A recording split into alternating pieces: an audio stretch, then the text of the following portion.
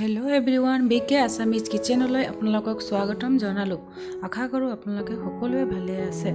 আজি ঔটেঙাৰ দুবিধ ৰেচিপি লৈ আহিছো, টেঙা আৰু মিঠা, যেটো বনাবলৈ খুবেই ইজি। আহকচোন আমি ৰেচিপিটো বনাও বাৰু।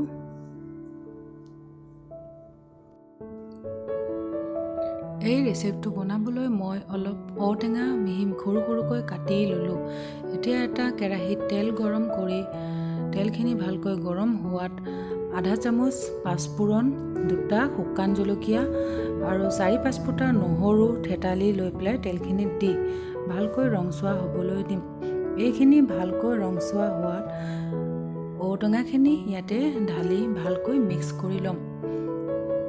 1 চামুচ হালধি পাউডাৰ, আধা চামুচ কাশ্মীৰী মিৰ্চ আৰু সোৱাদ অনুসৰি নিমখ দি আমি ঢাকনিখন লগাই ভালকৈ ঔটেঙাখিনি ভাজি ল'ম।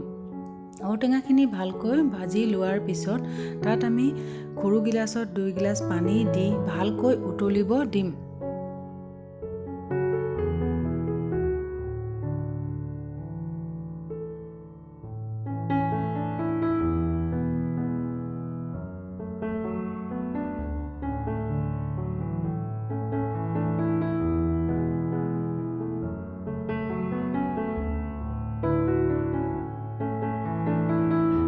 ভালকৈ উতলাৰ পিছত এইখিনি আমি ভালকৈ লৰাই দিম।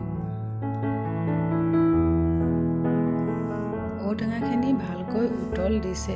এতিয়া আমি ঔটেঙাখিনি চাওঁ হলখিনি এইখিনি হৈ গৈছে। এইখিনি মই টেঙা খাবলৈ এবাটি উলাই থৈছো আৰু এইখিনিত মই চেনি মিহলাই মিঠা কৰি পেলাম। এনে ধৰণৰ দুই ধৰণৰ বনাব পাৰি। আপোনালোকে টেঙা খালে টেঙা খাব পাৰে আৰু মিঠা খালে অলপ চেনি মিহলাই বনাব পাৰি। ঔটেঙাখিনি খুবেই টেষ্টি হৈছে। চাওক, দুই ধৰণৰ ঔটেঙা বনোৱা হৈ গ'ল।